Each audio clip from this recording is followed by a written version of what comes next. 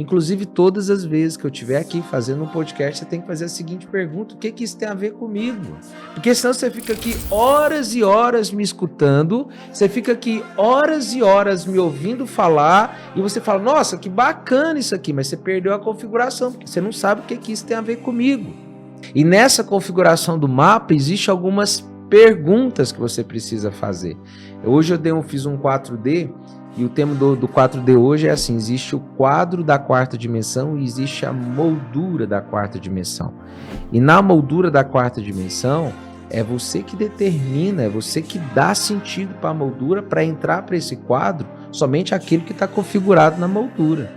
Eu até dei um exemplo assim, que quando você pega um terreno baldio, que não tem estrutura nenhuma, não tem moldura nenhuma, nem de proteção, nem de não jogue lixo, as pessoas que passam na porta, elas vão jogar lixo lá. Por quê? Porque não tem uma moldura, não tem uma estrutura que fala assim, o que se pode colocar lá.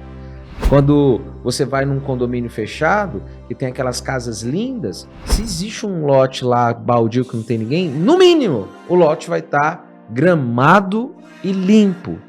E essa configuração é essa moldura, que você coloca a moldura e só entra para o quadro que está configurado com a moldura. Então, todas as vezes que você assistir um podcast aqui, você tem que pensar: qual é a moldura que eu estou construindo para a minha vida?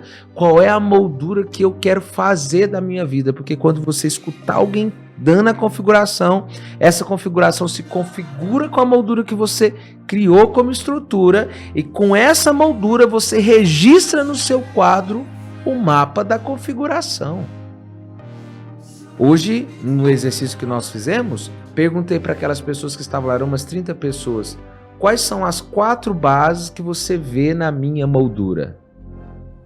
4 características fortes, quando você olha para mim, você vê.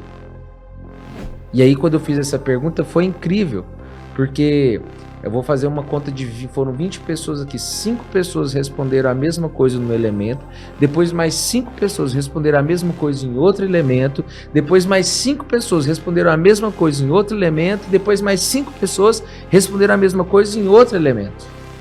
Porque eu disse para eles assim, ó, relata para mim, cada um de vocês, 2 características fortes da minha moldura.